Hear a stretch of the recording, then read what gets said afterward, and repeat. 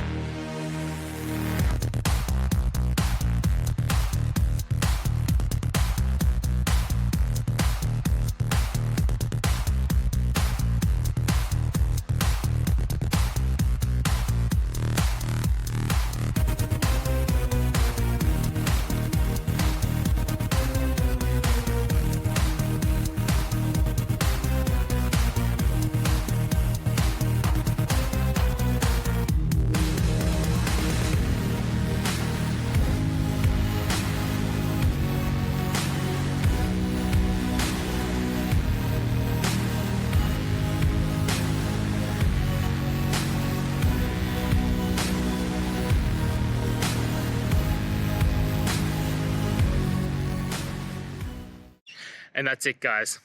I hope you found the answer that you're looking for and got to that resolution in the end.